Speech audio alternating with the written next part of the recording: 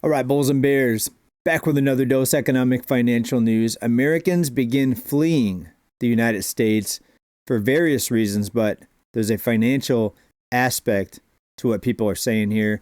We've got a housing market correction accelerating in some cities, not many cities, but some cities are seeing some pretty significant price corrections and drops. We're going to talk about that. I'll give you my prediction on the Jake Paul-Mike Tyson fight actually finally coming up here on November 15th.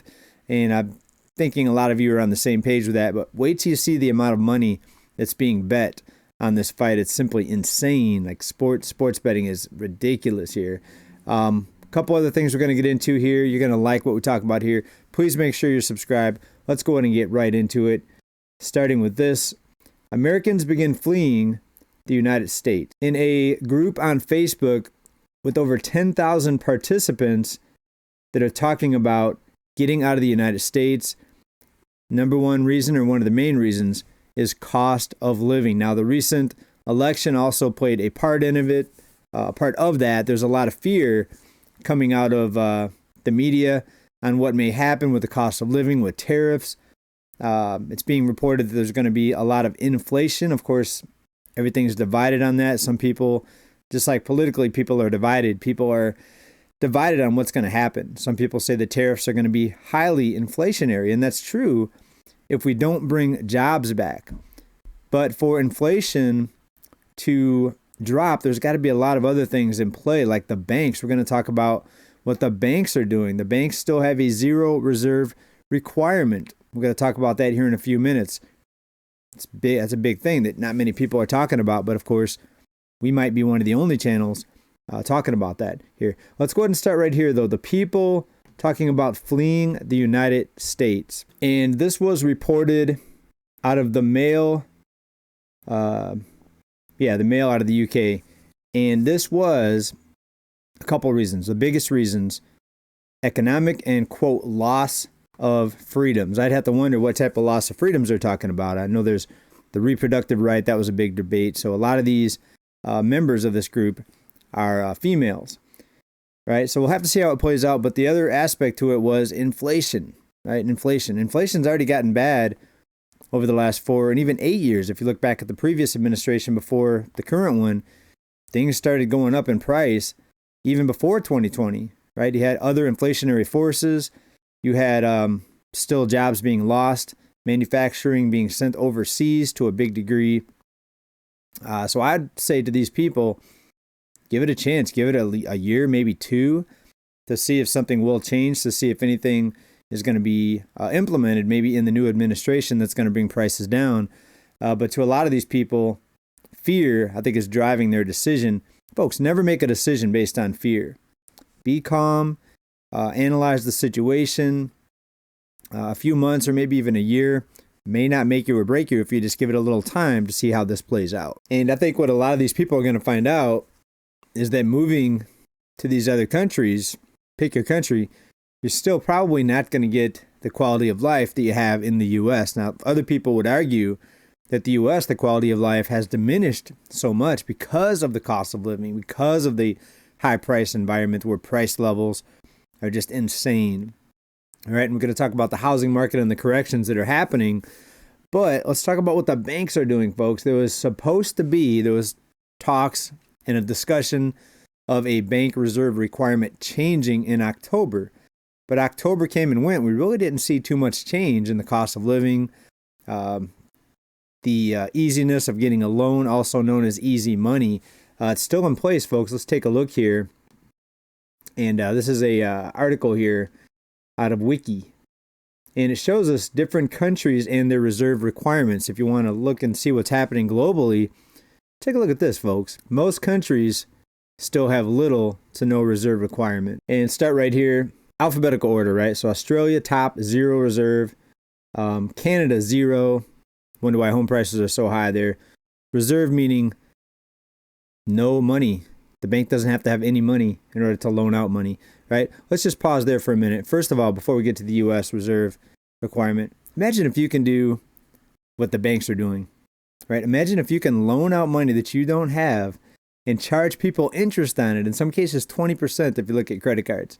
Imagine that. Imagine if you could just take a calculator, type in some digits, give the calculator to somebody, aka a loan, and say, okay, here's how much money you have now, and you've got to pay this much back. Imagine that. Everyone here would be highly, highly successful if you could do that. In other words, the banks have an edge that most people don't have, but people still look at these bank CEOs as people that need to be paid 10, 20, 60, 50, 50, 60 million dollars a year, salaries in some cases, because they're so smart, right? It's not about being smart, folks. It's about the banks have an advantage that most people just don't get, right? Most people don't do what the banks are doing here. Down to the bottom here, alphabetical order, 0 for the United States still. Ever since March 2020, when the pandemic first was starting to spread there. Sweden, 0. Even the highest country is 25%. Let's scroll up here. Does any country have more than 25%? 45% Nigeria, because they saw massive inflation. So they had to try to do something, but it still wasn't enough to fix the inflation. Lebanon, 30%. Another country that saw massive inflation problems. Let's go up the list here. Brazil, 21%. We saw massive inflation in Brazil.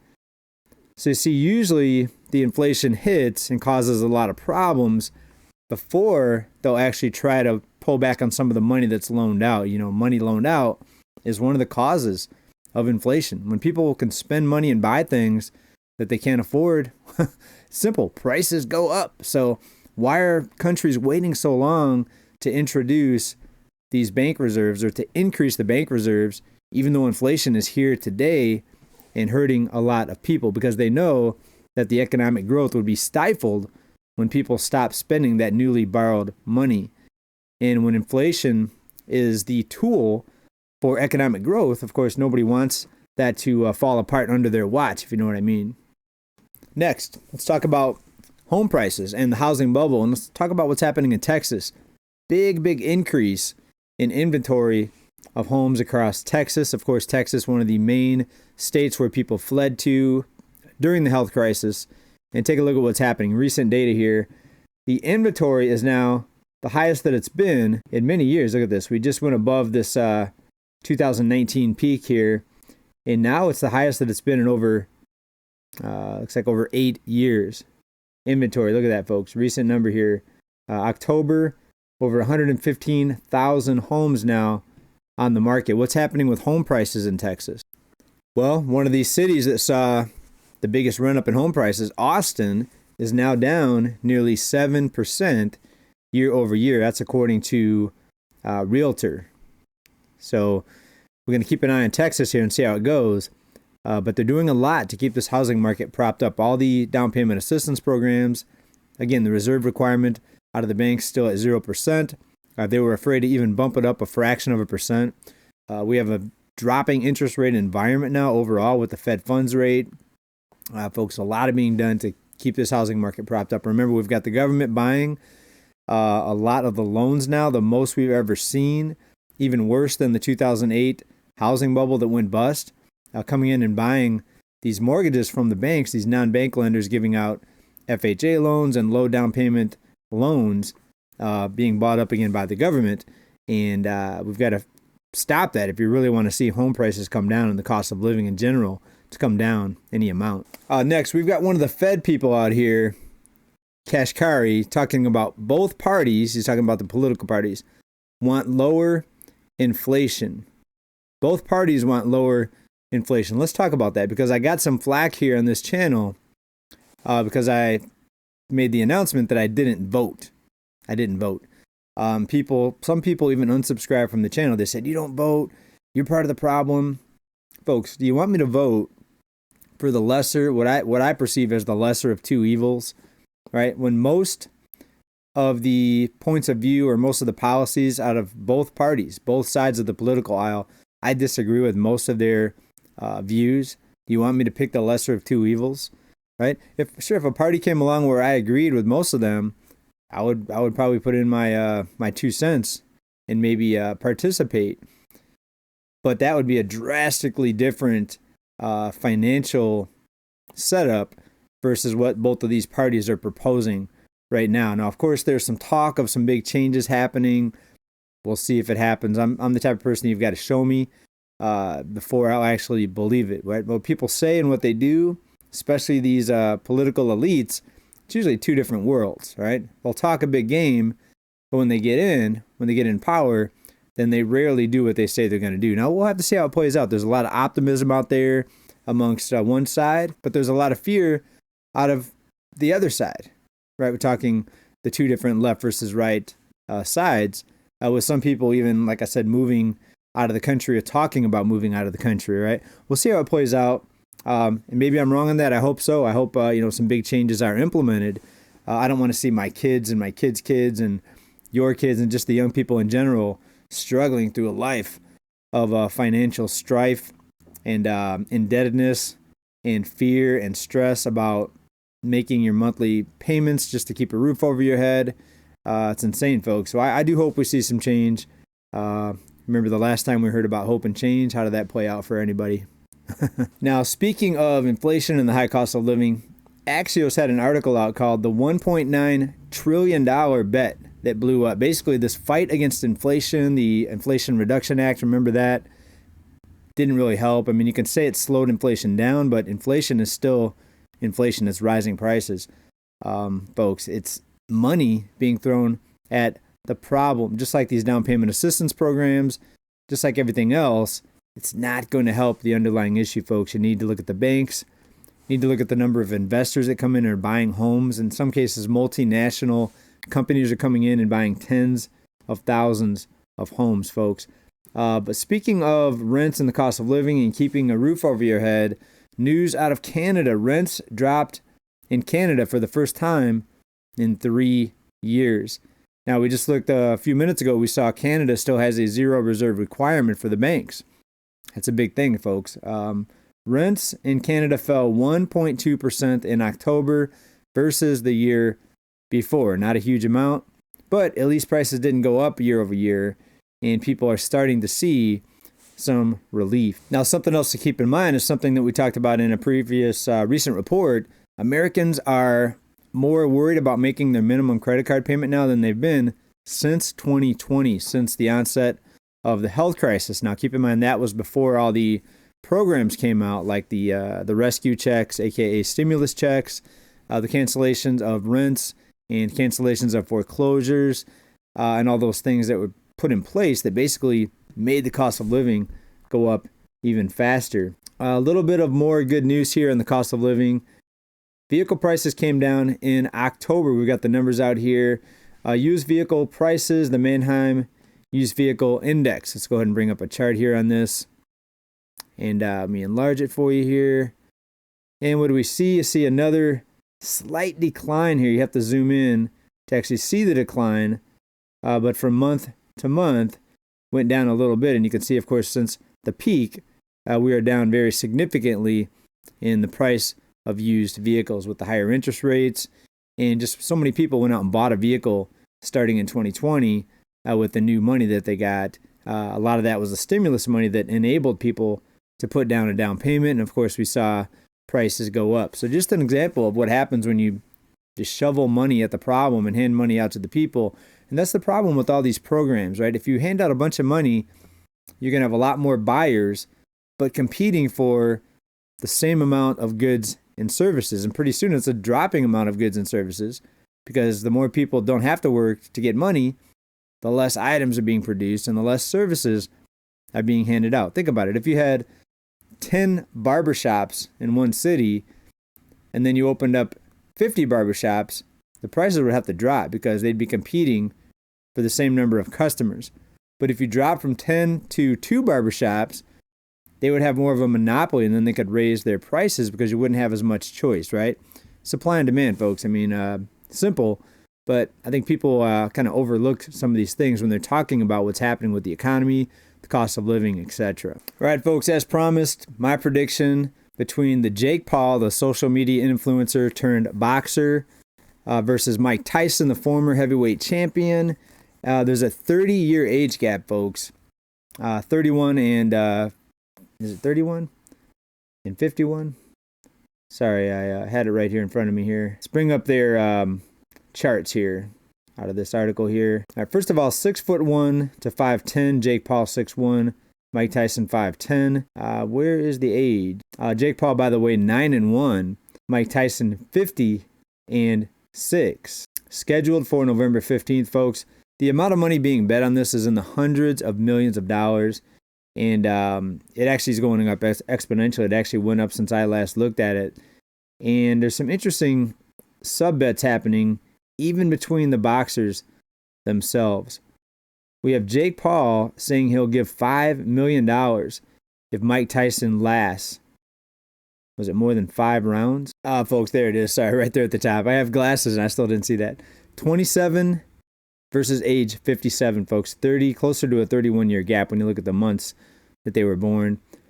Huge payday, though, because Tyson is expected to make $40 million. Early estimates for Tyson versus Paul when this bout was scheduled.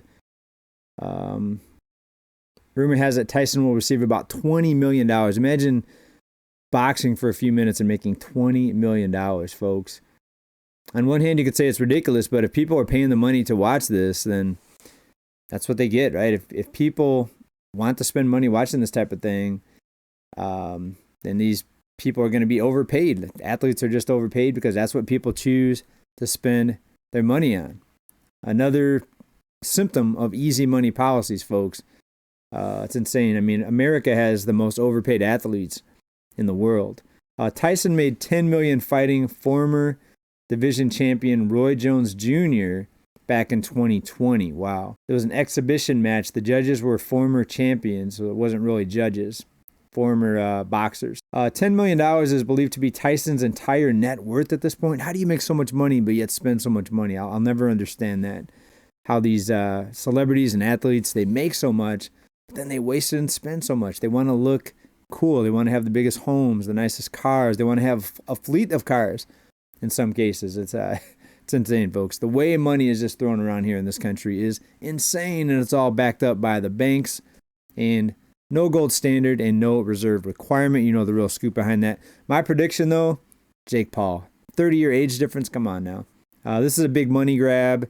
I don't think it's going to be much of a contest. And keep in mind, at the end of Tyson's career, he started losing matches to some no-name or little-known named individuals. Right? So what do you think about that? Do you see Paul as the winner? He's actually the betting odds favorite as well. We'll see what happens. So it's going to be interesting. I'm not going to pay to watch it. I'll probably just wait and just read the newspaper the next day. Online news outlets will have the winner reported like within minutes of the fight. But if people want to watch it, I think it's going to be kind of a boring fight. Yeah, a 57-year-old guy fighting there. So if you're spending money on it, I mean, nothing against you. Maybe you have just money that you like to burn. But I just don't like throwing my money at things that I don't see value in. Even if I have extra money, I just don't like wasting it, right? Even somebody wealthy and rich doesn't want to just go out and burn a $100 bill. Maybe some of them do for fun, but I just don't. I see more value in money than maybe what some of these elites do. I'm not an elite by a long shot, but I don't know. It's just amazing to me how many people just would throw their money at something for no value.